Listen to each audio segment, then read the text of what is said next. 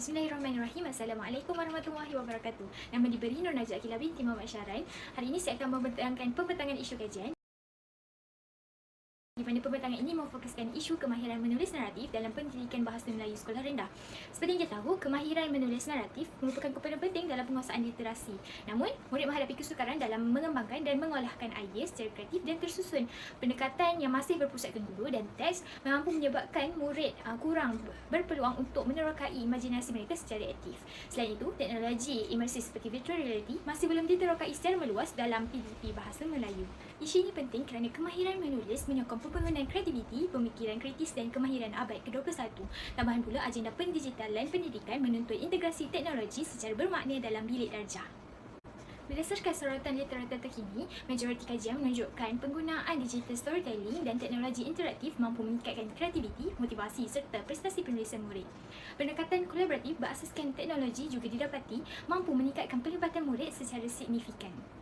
Walau bagaimanapun, analisis trend penyelidikan mendapati bahawa kebanyakan kajian dilakukan di luar negara dan memfokuskan bahasa lain. Kajian khusus dalam konteks bahasa Melayu sekolah rendah masih terhad. Lebih kritikal, penggunaan teknologi imersif seperti VR dalam pengajaran bahasa Melayu hampir tidak diterokai secara empirikal.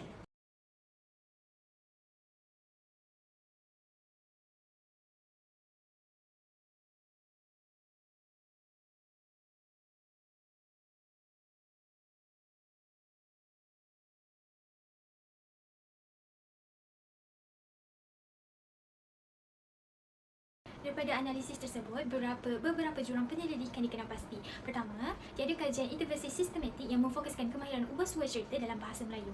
Kedua, kurang kajian eksperimen kuantitatif dalam konteks Malaysia. Ketiga, tahap prestasi dan pelibatan murid masih belum diukur secara menyeluruh menggunakan pendekatan berasaskan teknologi imersif. Jurang ini menunjukkan keperluan mendesak terhadap satu kajian intervensi yang berstruktur dan berasaskan bukti.